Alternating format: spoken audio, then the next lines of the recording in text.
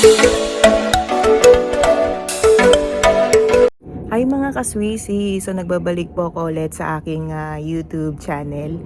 Ayan, so nandito na naman tayo sa ating episode for today. Ayan, so bago ang lahat mga kaswisi, kung bago lang kayo sa aking YouTube channel, so please hit like and subscribe and click the notification bell para maging updated po tayo sa aking mga videos for today. Ayan. So hapon na ngayon dito sa Hong Kong mga kaswisi.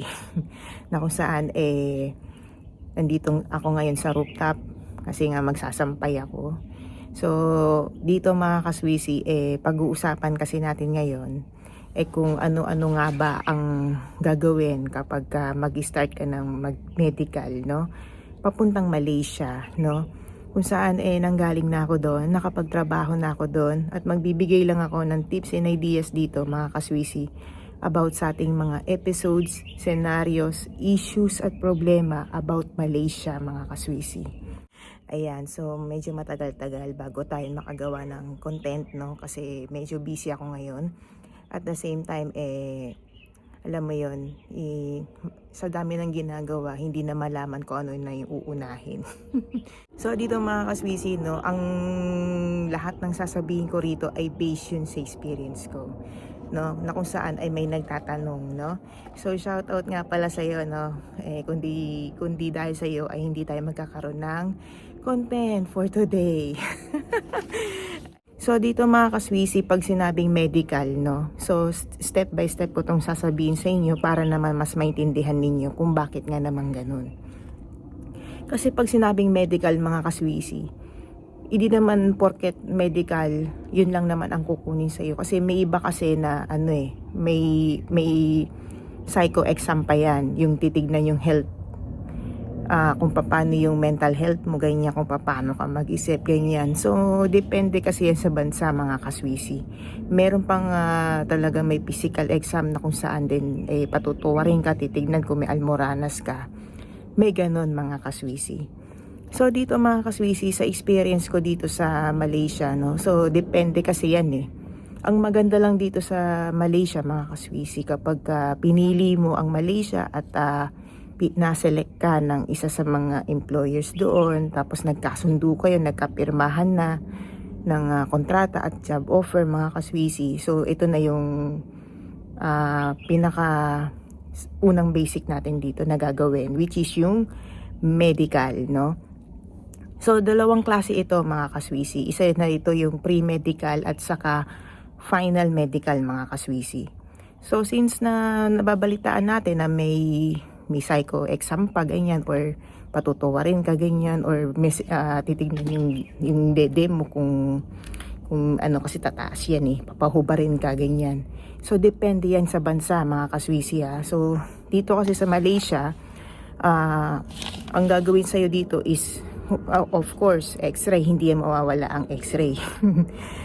Kasi dito mga kaswisi, no, sa Malaysia, sagot kasi ng employer mo yung magiging expenses sa medical, no?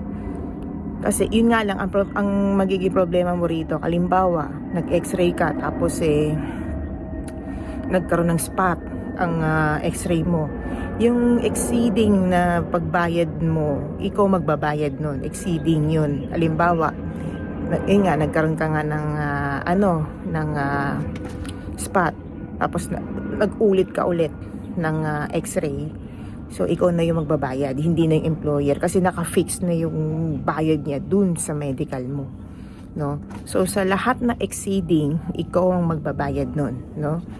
Sunod na rito, mga kaswisi, yung dugo, syempre, kukunin yan. Maliit lang naman. Parang iaano lang sa kamay mo dito. May kukunin lang na konti, tapos yun. Tapos, sunod na rito yung ihi mo, no? Yung ihi na to meron silang ibibigay na botelya, minimum na kung hanggang saan, tapos yung maximum, yun yung punuan, no? So kailangan ma-comply mo yun kung ano yung kailangan nila, ganun. So dito kasi sa ihi na to medyo tatagal ka rito kasi kung hindi ka pa naiihi, tapos may botelya ka na hindi ka pa naiihi, so kailangan mo uminom ng tubig, or either uminom ka ng ng buko juice para lang makaihi ka, ganun. Kasi dito tayo tumatagal sa ihi na to.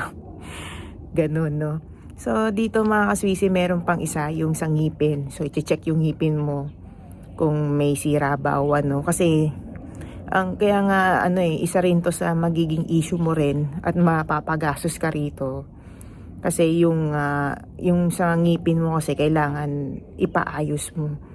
Kahit sabihin natin hindi related dun sa trabaho, pero yung hygiene kasi dun yun yung dun ang issue dun yung hygiene. Siyempre magsasalita ka, maamoy ng employer mo, mabaho yung hininga mo, ganyan. Or either yung pagngiti mo sa kanya may something pala, 'di ba? So yung may sira yung mga ngipin mo, so kailangan mo yun ipaayos. Ganun. Paunti-unti lang yun, ganun. Kasi ang dito, o-offeran ka naman ng clinic kung gusto mo ba yung ganito, pero ito yung magiging babayaran mo, ganyan. So, depende yan sa'yo, no? Tapos, titignan dito yung mata mo, no? Igaganyan yung mata mo. Yan. O mababasa mo ba kung hanggang saan yung kaya mong basahin. Ganon. So, yun yung usually natitake ko noon ng medical, no, before ang punta ko ng Malaysia. Kasi nung nandito naman ako sa Hong Kong, ibang procedure naman yun. Tapos iba naman ganun din. So depende yun mga kaswisi. So dito mga kaswisi, no, kung napasa mo lahat ito, no, mga kaswisi, so syempre na yan ifo-forward na yan ng clinic dun sa agency mo para masabing fit to work ka na, ganyan. So, na yun, pag na-fit to work ka na, then hintay mo na yung working visa mo. So, pag dumating na yung working visa mo, mga kaswisi, so ito na yung wala nang atrasan to, yung final medical, no?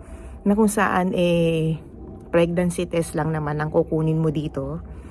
Pregnancy test lang ang kukunin nila sa'yo. Imbis na ihi ang kukunin nila sa'yo, dugo ang kukunin nila sa'yo para malaman kung buntis ka o hindi. Ganun.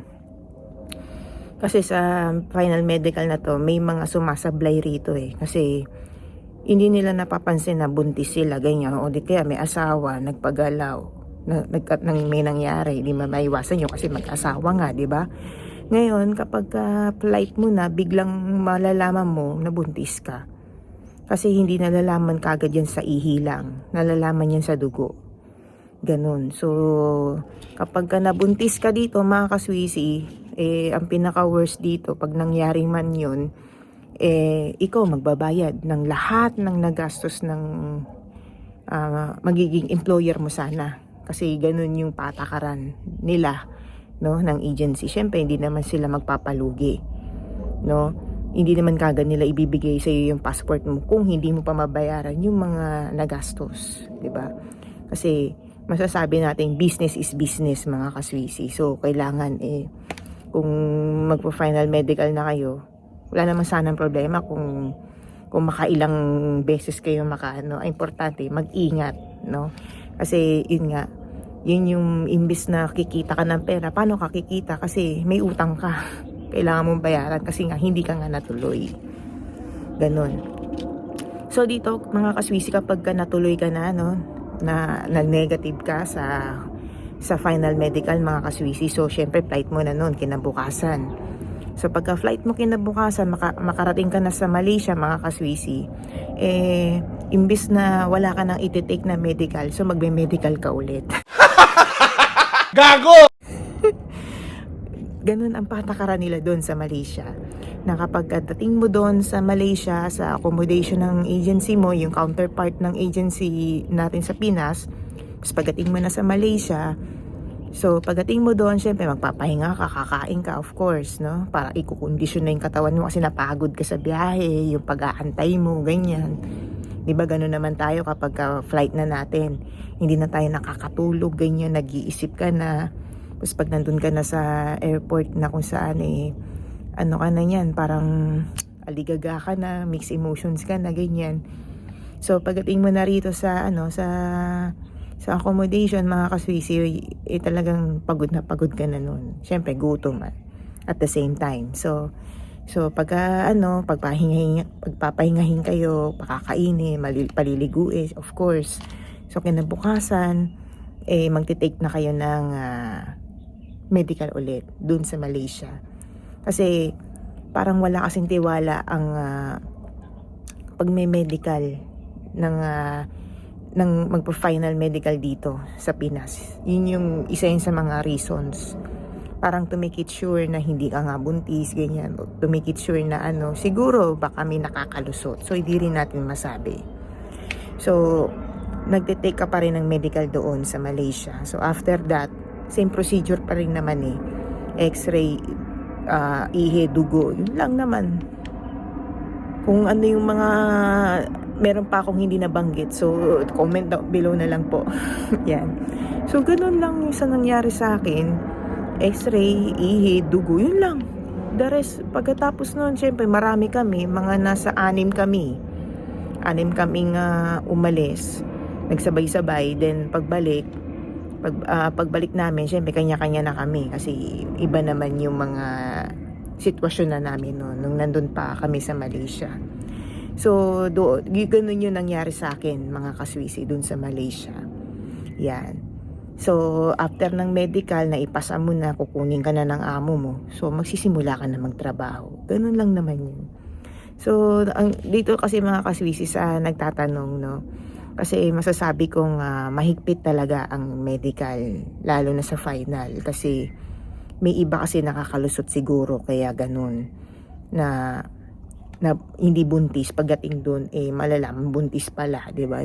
Siyempre magtataka yung employer na bakit nabuntis to, wala namang gumagalaw, ganun. So depende kasi yan mga kaswisi. So, I hope na nagkaroon ka ng tips and ideas dito mga kaswisi about sa ating mga episodes, no, about Malaysia. Yan.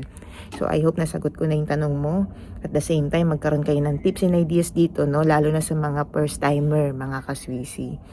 Ayan. So, hanggang dito na lang ako mga kaswisi. Bye!